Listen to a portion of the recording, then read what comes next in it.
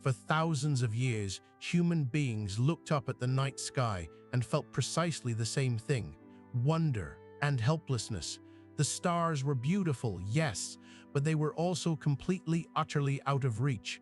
We could name them, we could draw them, we could build entire religions around them, but we could not touch them, we could not understand them. They simply hung there, night after night, keeping their secrets. Ancient Greek philosophers decided the heavens were perfect, unchanging, composed of a substance so pure it had no name on earth. The moon was a smooth crystal sphere. The planets were gods in motion. And the earth, well, the earth sat at the very center of it all, because where else would it sit? We were, after all, the whole point. This worldview lasted 1400 years, 14 centuries of certainty, of textbooks passed down unchanged, of scholars who built entire careers upon the work of men long dead, of a universe that fitted neatly inside the human imagination. It was a comfortable universe, a human-sized universe, and it was about to be demolished by a man grinding glass in a workshop in the Netherlands. His name was Hans Lipperhey. He was not a philosopher. He was not a nobleman, nor a scholar, nor a man of the church. He was a spectacle maker, a craftsman who spent his days shaping lenses for people who couldn't see clearly. In the autumn of 1608, in the small Dutch city of Middelburg, he was doing precisely what he always did, working with glass, cutting it, grinding it, holding it up to the light to check for flaws. And then something happened that no one can fully agree upon. Some say it was an accident, that Lipperhey picked up two lenses and, out of idle curiosity, held them in line with each other and looked through both at once. Others say it was his children playing in the workshop who first noticed it, holding up two pieces of glass and laughing because the distant church steeple seemed to leap forward as though it were right in front of them. Either way, the effect was the same. Hold one lens close to the eye, hold another a foot in front of it, and the world rushes towards you. Lipperhey understood immediately that he was holding something extraordinary. He mounted the two lenses into a tube so they could be held steadily in alignment, and he looked through it once more. The church steeple, far across the city, appeared 3 times closer than it had any right to be. He pointed it at the horizon and watched a ship approach, a ship that his naked eye couldn't yet detect. And he understood what this meant for a nation built on sea trade and naval warfare. He understood it meant money. He understood it meant power.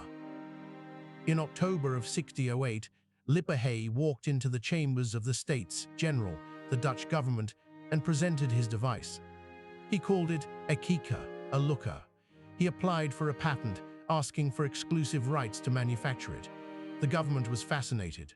They paid him handsomely to build several copies, but the patent they refused because by the time he had submitted the application, at least 2 other men had appeared with almost identical devices, claiming to have invented the same thing independently.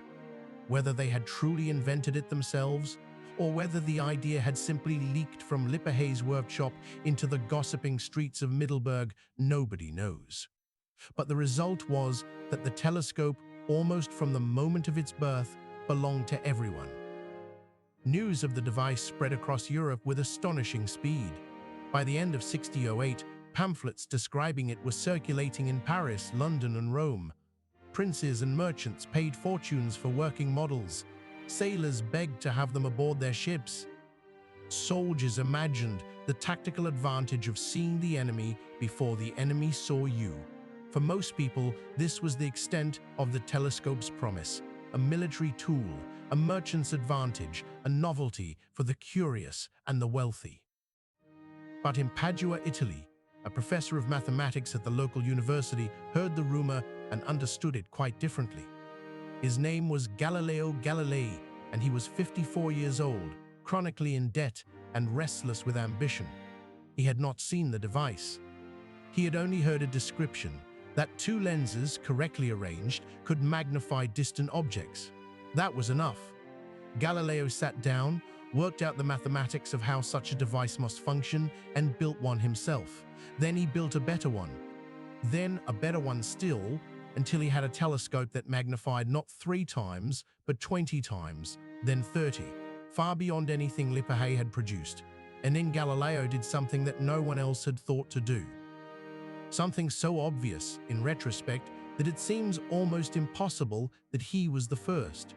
He pointed his telescope not at ships on the horizon, not at distant cities or approaching armies.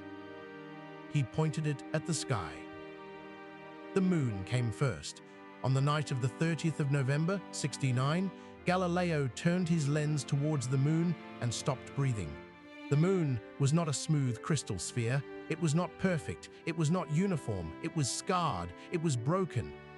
It was covered, absolutely covered, in mountains and craters and valleys that cast long shadows in the lunar dawn, shadows that shifted as he watched night after night because the sun was moving across the moon's surface in precisely the same way it moved across the Earth's. The moon, in other words, was a world, a physical, solid, gloriously imperfect world, made of the same stubborn matter as the ground beneath his feet. He moved on. He found that Venus, the brilliant evening star, had phases. It waxed and waned like the moon, which was only possible if it orbited the sun, not the Earth. He turned to Saturn and found it strangely elongated. He couldn't resolve the rings with his instrument, so he described it as a planet with ears. He studied the sun itself, projecting its image carefully onto paper, and found dark spots moving slowly across its face. Sunspots, proof that even the sun, the most sacred and perfect object in the ancient heavens, was marked, was changing, was alive with activity that no philosopher had ever imagined. But it was Jupiter that truly broke the old world open.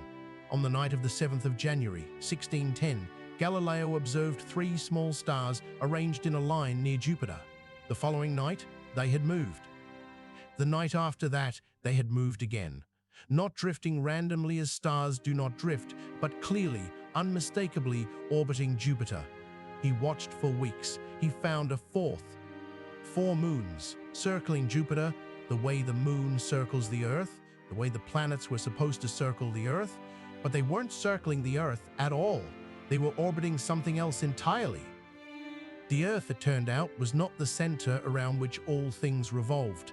It was just one world amongst many. One ordinary rock orbiting one ordinary star in a universe so vast that the very thought of its size made the mind recoil. Galileo published his findings in March 1610 in a short book called Sidereus Nuncius, the Starry Messenger. It sold out within days. It was translated across Europe within weeks. Scientists, philosophers, and priests read it with equal measures of fascination and horror, because it did not merely describe new observations. It dismantled an entire cosmology. It said, quietly but unmistakably, that the ancient Greeks had been wrong, that the Church's model of the universe, endorsed by Scripture, defended by theologians, taught in every university across Christendom, was built upon a foundation that did not exist. The reaction was exactly what you might expect. Some celebrated. Some refused to look through the telescope at all, insisting that whatever it showed was an optical illusion, a trick of the glass, something that could not be trusted. One philosopher argued that since Aristotle had never mentioned moons orbiting Jupiter, such moons could not logically exist. Galileo reportedly invited him to look for himself. The man declined. The Church moved more slowly, but it moved. In 1660, Galileo was warned to abandon his support for the idea that the Earth moves around the sun. In 1633, when he published a book laying out the evidence in favor of that very idea, evidence gathered almost entirely through his telescope, he was brought before the Inquisition. He was 69 years old, ill, and nearly blind from years of observing the sun. He recanted. He said the Earth did not move. The legend insists that as he rose from his knees, he muttered under his breath, "And yet it moves." Historians debate whether he said it, but the Earth moved regardless. Galileo spent the last 9 years of his life under house arrest. He died in 1642, the same year Isaac Newton was born, a coincidence that history seems almost too pleased with itself for arranging.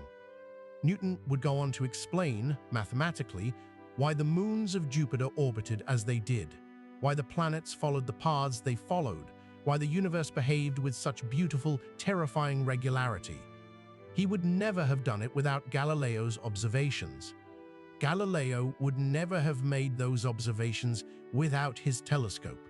And his telescope would never have existed without Hans Lipperhey in a workshop in Middelburg holding 2 pieces of ground glass up to the autumn light.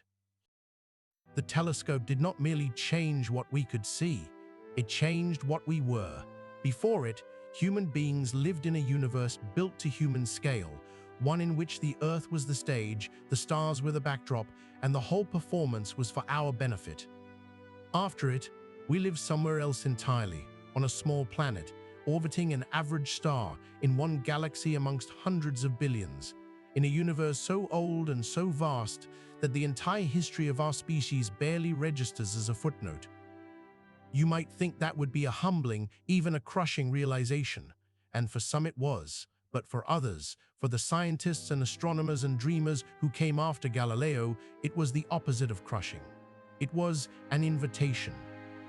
The universe was not small and finished and known. It was enormous and ancient and almost entirely unexplored. And now, for the first time, we had a way to look. Every space telescope ever launched, every photograph of a distant galaxy, every confirmed exoplanet, every image beamed back from the edges of the solar system. All of it begins in that Dutch workshop with that first impossible moment of clarity, when the faraway world rushed forward and a craftsman understood for 1 electric second that distance was no longer what it used to be.